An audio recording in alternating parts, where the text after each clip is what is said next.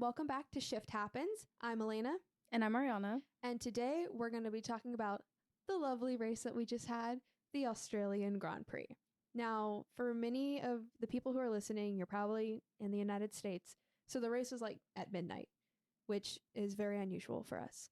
But it's one of those races where people are like, I'll watch it tomorrow, And that's exactly what I did. Yeah. I was That's what you asleep. did. But I'm personally I'm an insomniac. So I was wide awake during that time. 2 a.m., 3 a.m. is right when about I go to sleep. So I was awake. I was ready to go. So the last podcast was an hour. So I told myself I had the goal of making this less than 40 minutes. So we're going to go through really fast everything. Yep. So starting off is practice. I didn't have much. I only talked about Alex crashing on an FP2, which then led to the whole controversy that Ariana has many a feeling about. Mm-hmm. I'll give some context first so you don't just start going off. Basically, Alex crashed an FP2. He ruined his chassis, and then the third chassis that they have was unavailable at the time to get back to them. So Williams was led to the conclusion they just made a team order that Logan would give Alex his car for the weekend. And it was Alex's birthday on Saturday, so that's Logan's birthday gift to him. You can have my car. It's really harsh, but it's one of those things Ariana has personal opinions about this. But factually, here's what it is. F1 teams are very political, and it's a very harsh decision to have to make. But when you're a team like Williams and you're at the bottom of the barrel, most of the time you don't have all those funds allocated to have cars just ready at the will. So it was a harsh decision, but the team did decidedly what was best for the team out of the two drivers. Okay. I don't feel like it's a super hot take to say if you crash your car and there's not another car for you to drive, then you're not driving. The person who did not crash their car is the person who should be driving the car. And that's that. I don't care whose birthday it is. I don't care about the politics. There was a crashed car and an uncrashed car. And the person who did not have the crashed car is who should drive. Wise words spoken from Ariana. Now moving on to quali. Alpine still not doing so hot. Gasly placed 17. And there were only 19 places, 19 spots to finish in because Logan wasn't in it. Okay. Ocon placed 15th. He made it into Q2, but they just basically decided not to risk it anymore. The next one I have is Williams. I didn't even mention Alex. I just wrote Logan didn't participate due to not having a car. Yeah, I have some words about that too. So not only did you crash your own car, but when you have 3 people at the top DNFing. We're not there yet. This is quality. Okay. You're jumping ahead. Okay. Well, we'll get there. Next was RB. Daniel didn't do so good in quali. He placed 18th. Hamilton only placed P11. He was actually knocked out by Tsunoda in Q2, which I think a lot of people were admittedly surprised about. He's not had a great start to his season whatsoever, and it didn't get better for Hamilton this weekend in the race. Unfortunate. I also don't think you like Hamilton. It's not even that I don't like Hamilton, but we'll get into this more later. She has some heated thoughts about all of this. Max Verstappen took pole. Surprise. Sainz second. Perez third. Yes. Charles fourth. But then Perez was given a time penalty, right? Something. I don't remember something that like part. that happening. Now, that was it for quali. So onto the Big Mac Daddy, the race. This was maybe the most exciting race I've watched in a long time. Yeah, I would agree. It's the only one where I sat down to watch multiple videos explaining it because I was kind of confused and there was a lot happening. Normally, there's not this much happening. Yeah. Normally, Red Bull's first on kind of our notes area because Max Verstappen dominated. Max Verstappen didn't have the chance to dominate today because immediately, I believe it was the 4th lap or something like that. Max DNF'd. And after Max DNF'd, I blacked out for 15 minutes because I was just in a state of shock. It was the first time he had DNF'd, like retired the car, in 2 years, which is crazy to think that like the only time you get a good race is when Max Verstappen's taken out of the game. Not to be that person, but like it was refreshing to not see him first. I know, because I made a little meme about it, and I posted it on Twitter. And I posted a lot of memes that I made on Twitter. And I'll set the picture up for you in your mind. If you don't, you can go and look at it on my Twitter. It's pinned on the podcast Twitter page. But basically, you know the meme where there's a fire in the background and then there's a little girl in the corner and she's smiling evilly? At the top of the page where the fire is, it's Red Bull mechanical failure, and then where the girl, it's like F1 fans. And that one blew up and actually got... Just like... What? His car. Oh, it was legitimately on fire. So yeah, because he had a mechanical failure. His rear right brake caught fire and continued to be on fire after they took it off the car. If you listen to his radio during all that, it's not comical because like it's serious, like it's kind of scary, but like go listen to it. I didn't. What did he say? He was just like, "There's smoke, there's smoke." Oh. He's like, "Blue smoke, blue smoke, blue smoke." No, I mean, like, it's scary when you see smoke coming out of the car because there's I would be scared. So many things that could be going on, and rear brake failure was probably like the least damaging or like scary thing that could have happened, like in the end. But no, yeah, I blacked out for 50 minutes after that. Had to go back and rewatch the highlights because I missed about 30 laps. I was just so excited because immediately after that, Carlos Sainz overtook him, and I was on a high. Mm-hmm. Perez didn't do so hot. I thought he would get higher than he finished in P5 behind both Ferraris and McLarens, and I thought he'd do better than that personally. Do you have any opinions on that? I feel like the confidence from a lot of drivers is down because things are getting sketchy in the racing world and like nothing's promised. I feel like they already have that though. Like Sergio knows, like if he doesn't perform, like he's out of the car so quick. I think maybe that's what. But if you're already under stress and pressure, you're not going to. Some people perform better, but it's not going to set them up for the best place to perform better. No, yeah. Okay, on to Ferrari. My Ferrari boys did it. Dreams can become a reality, a possibility when you take out the main reason as Max Verstappen. Why everybody is getting bored with the sport. You can have some interesting races. I say that, and then Carlos Sainz just zoomed off into the sunset. I think there was maybe like 5 or 9 seconds from second place from I thought Leclerc. it was 2. Maybe Leclerc caught up to him, but at some moment Carlos was 10 seconds ahead. He wasn't going to lose that position. No, unless he had some type of mechanical failure as well. I wrote in the notes, I'm so happy I cried last night during the podium, and that is 100% true.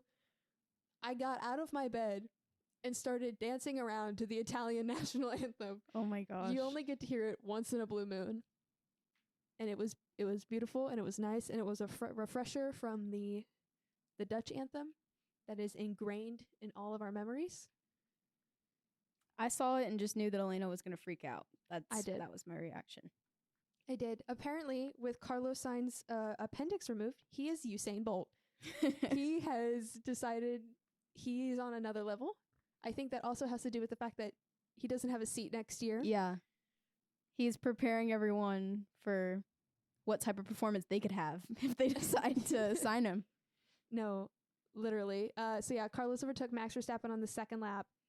And somewhere in my mind, I saw that and was like, yes. And then in the back of my head, I was like, in 30 seconds, it's going to go back to the way it was. Max Verstappen's going to get ahead of him again, and then he's going to fly off into the sunset. And I feel like that is the way your mind sort of warps when you become a Ferrari fan. You just become pessimistic with any type of good thing. Well, I would say realistic. Oh. Well, that's mostly the reality. This I is not usually know. the reality. I know. But it was nice Sorry. to have it was nice to have a break. It was nice to have my delusions fed into for once in my life. Yeah, so Charles is doing well. He kept second. There was a moment when he dropped below both the McLarens, but I think that was due to a pit stop that just happened and they placed it weird. He caught right back up. I wrote in the notes that the extra weight of his appendix held him back from catching up to Carlos. Yeah. So Charles will be making an appointment with his doctor tomorrow to get his appendix removed, as will all of the drivers but Albon, because Albon already has his appendix removed. And That's how we got it. Still didn't get any points. That was how he Crazy. That's how we got Nick DeVries last year, right? Or is it 2 years ago? I don't know. Something along that. But also, I'm gonna keep talking about Ferrari. There was a sweet little like radio moment after Carlos won, and I had to look it up because I wanted to get it right. And it was quote unquote, "Tell Charles to come close to me and we celebrate this one together." And I saw it and my heart melted because like I know that they're good friends, like off the track, and they like hang out with each other all the time. But like to see that, I know they both got the 1-2, so it wasn't like, oh, Charles finished lower than that. But it was just so nice to see that like there's still the camaraderie and they're still good friends. Oh, it's just a sweet moment and I loved it. I don't know. I guess it's hard for me to view it that way, knowing that they took the seat from him. Well, gave it to someone else.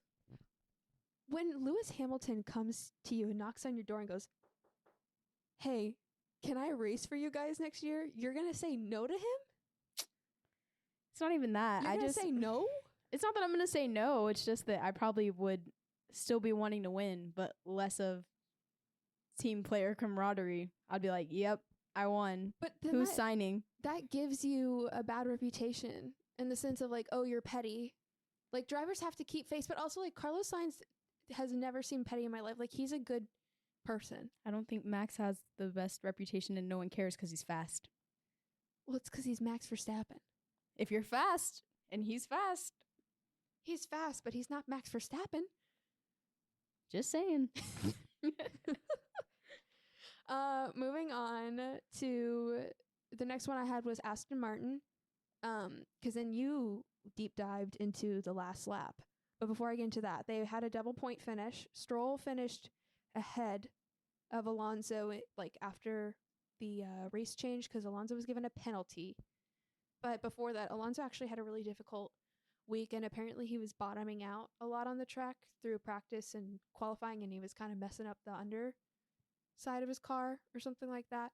But no, you have some stuff to say on that. So I watched like a deep dive on this, and I guess what happened is he basically got accused by Russell and then people who were like reviewing his speed and braking and acceleration and shifting that he was driving erratically because how he had taken the turn previously in the race was very different than how he took the turn when Russell crashed out and DNF'd on that last lap.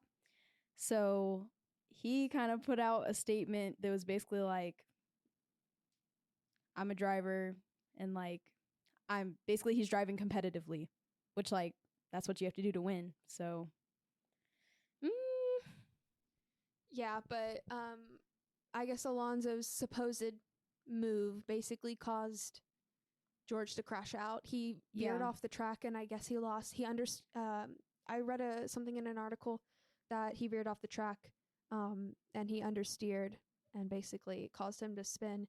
And it looked like a really nasty crash. Yeah. On the thing, because like basically he rolled. He like turned over, but he said like as they were approaching the corner that it looked fine, but then when they got into like the apex that he was right on Alonso's car and that he was like, I had to correct it. And then he corrected it into off the track. Corrected it onto his side. Yeah. Basically, but he's all good. He's been cleared by the medical people. So once again, thank God for the Halo, greatest invention. We're talking about Russell, onto Mercedes. Real bad race for them. Both. 2 DNFs. Yeah, 2 DNFs. Hamilton retired on lap 15 due to a mechanical failure.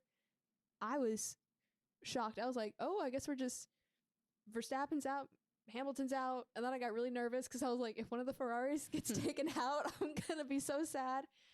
But no, they had a tough race.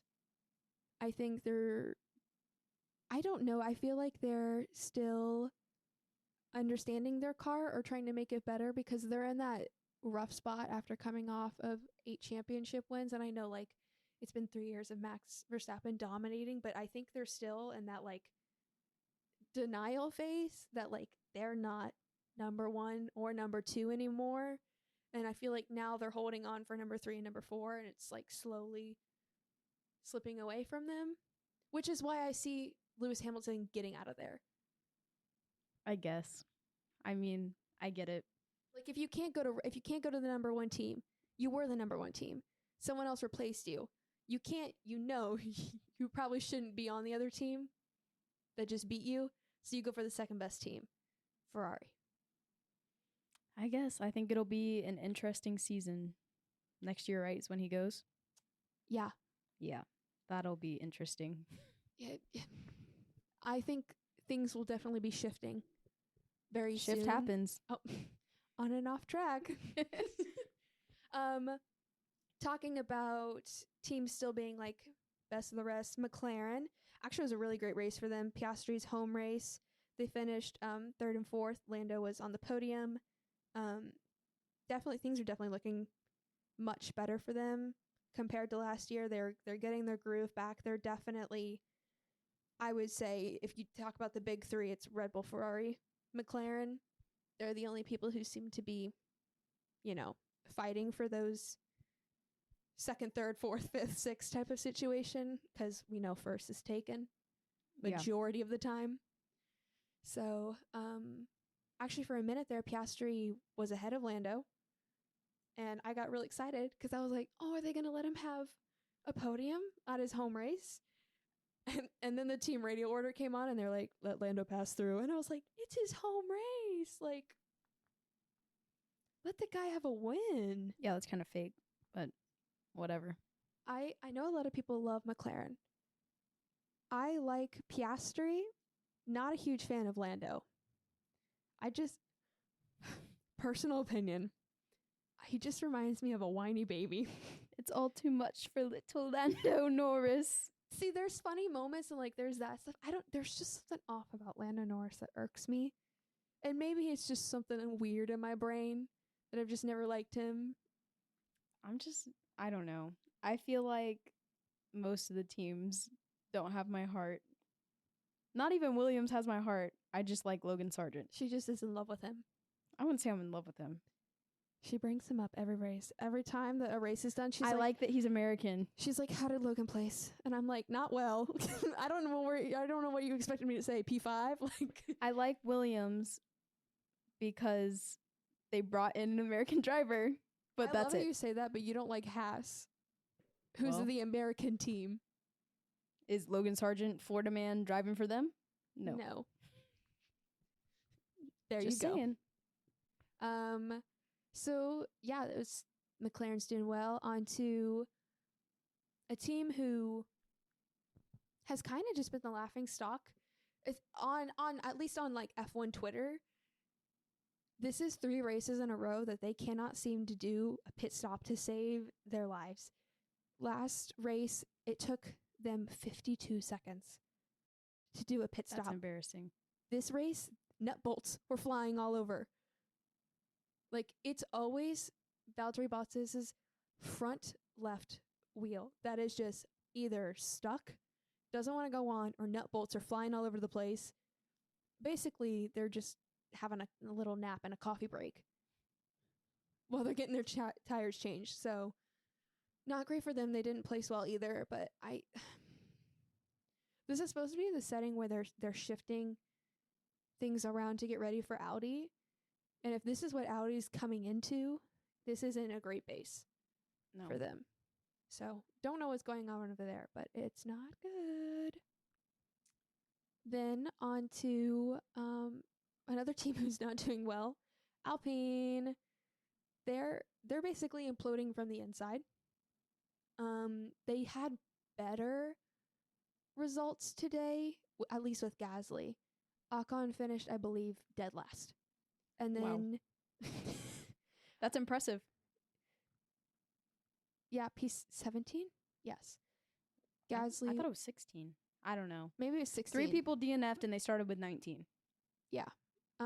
Gasly finished 13. He had a 5-second time penalty for crossing the white line coming out of the pit. They're like, the FAI is so strict on this, and he literally did this earlier the week, and they yelled at him for it, and then he did it again in the race. So there's just problems all around for them. Practice how you play. Literally, that's what he practiced, crossing the white line early, and he played it out like that. Onto another team who's not. Half their team is doing well, half their team isn't doing well. To start well, RB has had a great race with Yuki Tsunoda. He finished 7th after Alonso's. He got a 20-second penalty. Yeah, after Alonso's whatchamacallit little thing, he earned 6 points for the team, so that's actually really good. Daniel, on the other hand, little hometown hero, sucked.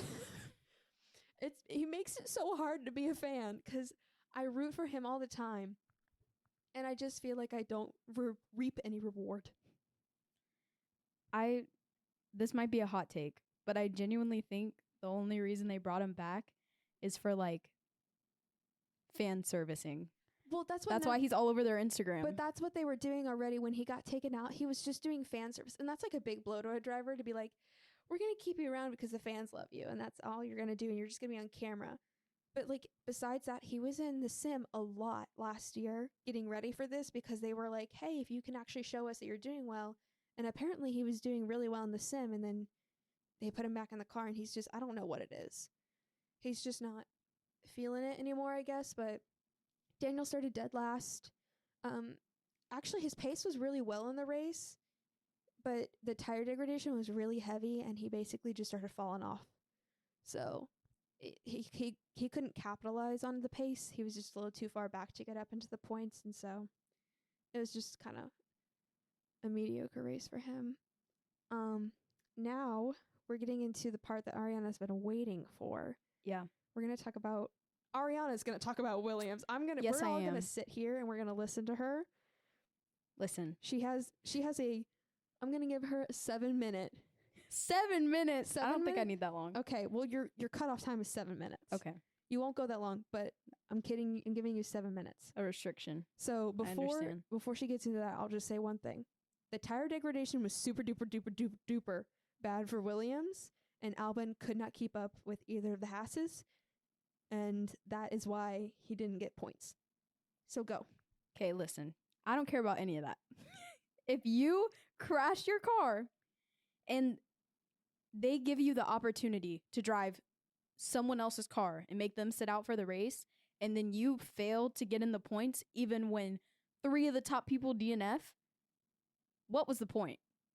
Like, if I'm Logan Sargent right now, I would be like subtweeting Williams and be like, crazy that Williams doesn't have any points this weekend. What a shame. See y'all next weekend. I would be doing stuff like that because I don't know.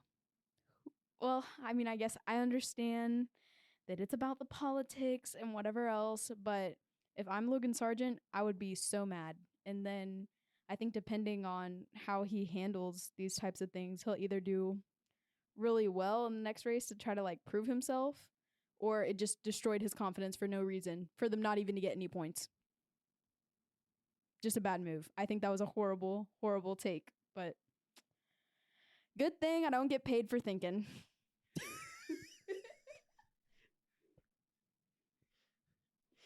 I was so toned down when I tell you before we started recording this episode, her and I were screaming at each other's faces. And mind you, we're in the middle of a library in a locked away room. And we were shushing each other, and I was like, leave this for the podcast. And that was the most toned down rant I think I've ever heard from you. I'm being mindful of our viewers. But, bruh. Well, I know some people that were talking about it who listened to the podcast, and they were like, that was so messed up what Williams did. And I was like, well, It was. Ariana will have a take for you. Yeah, that is my take. That's ridiculous. Bruh. If 3 of the top people DNF, so what? How many? There was only like 16 spots. Where did he place? He was like 13 or something, right? 12th. You placed 12 out of 16? 17. Okay, well, whatever. You only had to beat a very small amount of people. And you couldn't do that. And they put all their eggs in one basket, saying that, like, you're going to be the one to carry them to victory, to some points. And you couldn't deliver. Disappointing. Tomato. Thumbs down. It's embarrassing for them. I'm embarrassed. They should be embarrassed. I think, personally, my opinion is that it was a very harsh thing to do. But it was the smartest move for them to do, for them to possibly reach points. It was the smartest thing for them to do. Albon has had a track record of out driving his car consistently, and Logan still has yet to earn points besides maybe the 1 point last season. Alex consistently delivers points for them, whether it's 1 point or 2 points in the past. So I think putting their eggs in his basket was the correct move. When you take out emotion and you just have to look at the situation like black and white, it was the best one. But, of course, there's gray areas. Also, I think it was really rude for them to have to make him sit in the garage and watch the race.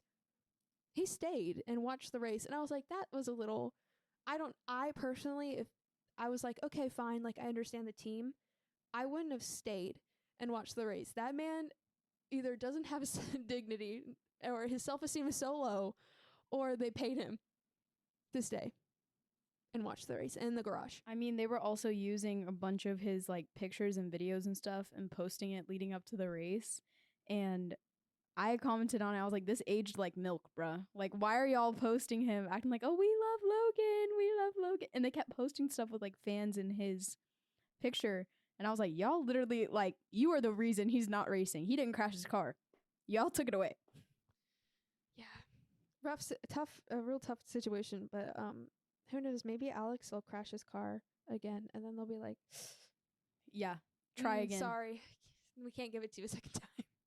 And I forgot about this, but also my take about like Williams being the team of the American people because of Florida man Logan Sargent isn't necessarily wrong, because if you follow Williams on social media, they have been putting Logan Sargent and Leah Block on so much social media stuff. Now, if you're like in the racing world in any type of way, you know who Leah Block is. And so all of the comments are like, this is America's royal family. This is the king and queen of America. These are our people. Like, Americans have claimed Williams. And I don't see them doing that for Haas. No, I mean, like, it was one of those things in the beginning. It was like, okay, an American team, Haas, like, it's funded by Gene Haas and stuff like that. But I mean, like, they've never really done anything to, like, be like, we're an American team. They're just kind of there. Yeah. Meanwhile, Williams posts, like, they're Logan with the flag, like, stuff like that all the time. All their comments are filled with eagles, flags, and verbiage about kilometers. What the? It's a kilometer. Exactly. Yeah. Exactly. Yeah. But speaking of Haas, they're the last team to talk about. They did well. They both got double points. I believe it finished with Hülkenberg 9th and Magnussen 10th. So that was good for them. They got past Albon to secure the team some points. That definitely has put them on an edge over Alpine and RB and Williams. So they're kind of seeming like best of the rest of the lower field right now. So it was a great race for them. They both benefited from Russell's crash. Obviously, that is what pushed them both up into points, but they had better pace than Williams today, and so it's just kind of how all the cards fell. But no, yeah. So that was I think we covered everything. Yeah. So now we're gonna go into race predictions, and Guys, Elena's cheating. She's just not going to tell you that. I didn't cheat. I would like to make this clear. I asked Ariana her race predictions after qualifying because I sent her the thing, and hers was Verstappen first, Sainz second, Leclerc third, fourth was Perez, and then fifth was Norris. I had almost the exact same thing, except the fact that I put Piastri instead of Norris. Since it was his home race, I thought maybe they'd throw him a bone. And they didn't, but it's fine. I had the exact same thing, and I was like, well, I don't want us to have the exact same thing. We probably need to have some diversity. We always have at least one or two people who are different, just to be like, just for the sake of not having the same exact prediction. Okay, guys, but I never saw Elena's prediction, so how was I supposed to know we had the same one? I didn't. Okay, whatever. But I was like, I'm going to put Sainz first and then Verstappen, because I was like, some miracle may happen. And I was right. And I know that she's upset about this because We may be tied in points, but I'm the winner by truth. I'm so confused. Make that make sense. You can't. Moving on. Moving on. We're now tied. We both have 7 points. So we're going ahead to Japan neck and neck. But to move on from that, because we're on a time constraint. Here is the race result.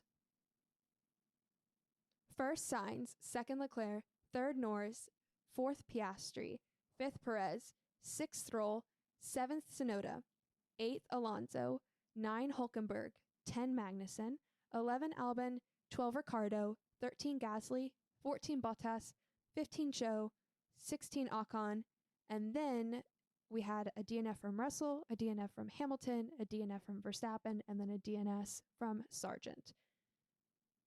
So basically, what this is meaning is that if y'all have taken a look at the constructor standings, Red Bull and Ferrari aren't too far off, which hopefully, we can keep things interesting, and maybe we'll see Ferrari on the up and up this year for Elena's sake. Please. But I feel like normally it's not this close. No, definitely starting off. It always seems to be that, like, after the second race, Red Bull's like 150 points ahead. Yeah. And the fact that they're 4 points, I believe, separating Red Bull from Ferrari right now is one of those things where I'm like, is it real? Is it happening?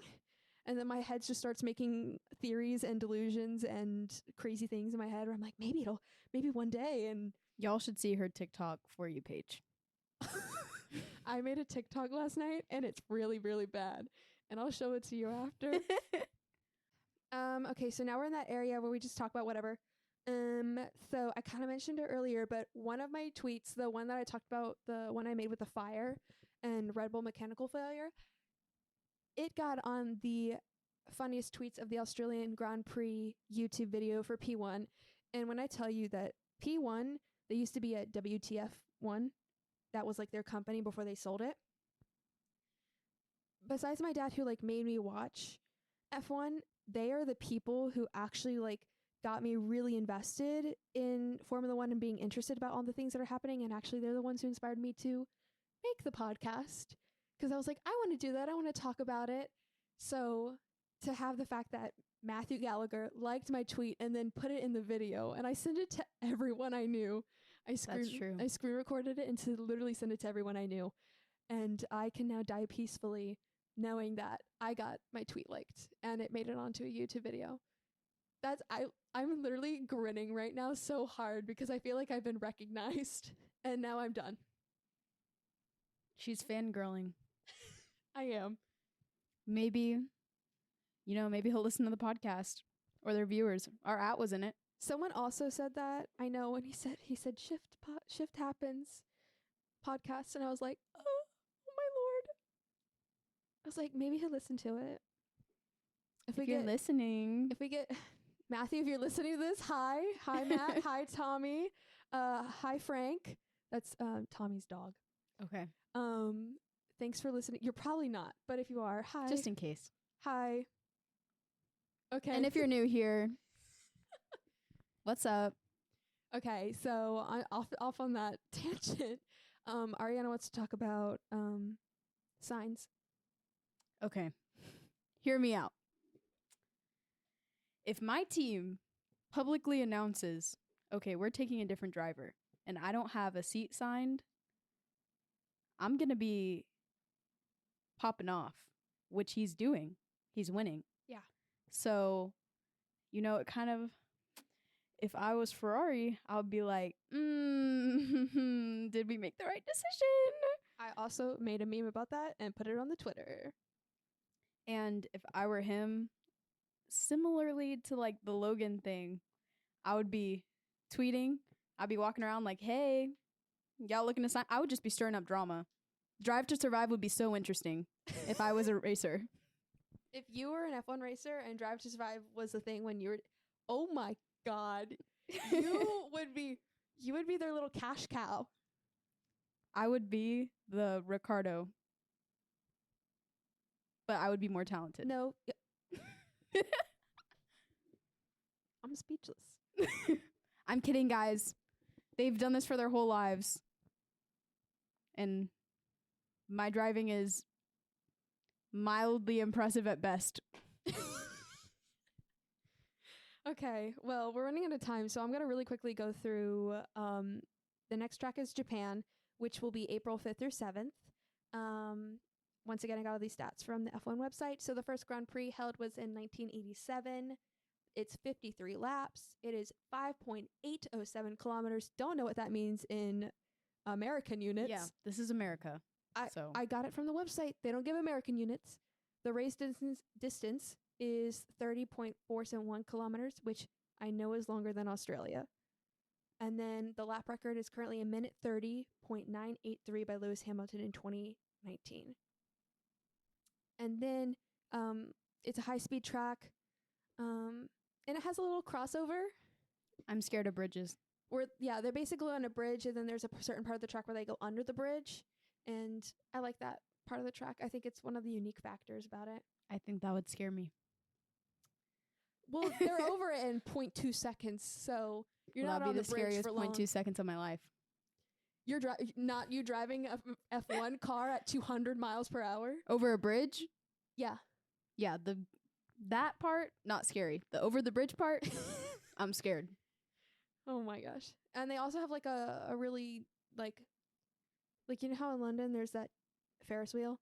Yeah. They also have one at the circuit that's like well known or something like that.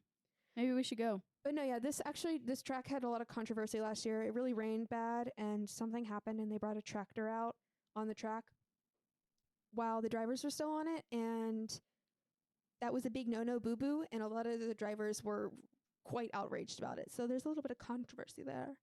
But other than that, I think we did well. Yeah. So I believe we made it under our time constraint. We definitely didn't, but I'll edit it to fix Kept that. tangents to a minimum. Yeah.